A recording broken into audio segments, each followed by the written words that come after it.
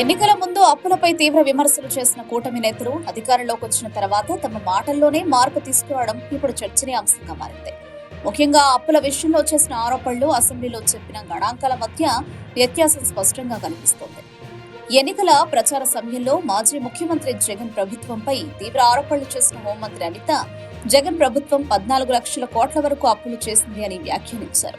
ఈ వ్యాఖ్యలు అప్పట్లో రాజకీయంగా పెద్ద చర్చకు దారితీశాయి. అయితే నేడు అసెంబ్లీలో అదే విషయంపై మాట్లాడిన హోంమంత్రి అనిత, జగన్ చేసిన మొత్తం అప్పు 9 లక్షల కోట్ల రూపాయలు మాత్రమే అని చెప్పడం గమనార్హం. ఎన్నికల సమయంలో చెప్పిన గణాంకాలు, ఇప్పుడు అధికారికంగా చెప్పిన సంఖ్యల మధ్య పెద్ద తేడా ఉండడంపై ప్రతిపక్షాలు ప్రశ్నలు లేవనెత్తుతున్నాయి.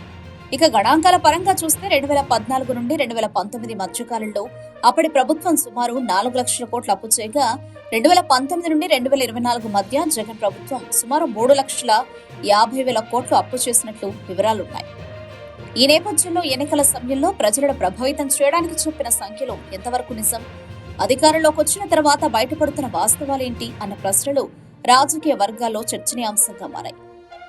మొత్తానికి అప్పుల విషయంలో కూటమి నేతల వ్యాఖ్యలు మారడం రాజకీయంగా కొత్త వివాదానికి దారితీస్తుంది.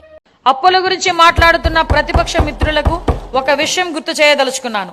మాకు 9.74 లక్షల కోట్ల రూపాయల అప్పులు మిగిల్చి వెళ్లింది మీ ప్రభుత్వమే. మీరు చేసిన అప్పులు తీర్చడానికి మేము మళ్లీ అప్పులు చేయాల్సిన పరిస్థితి తలెత్తింది.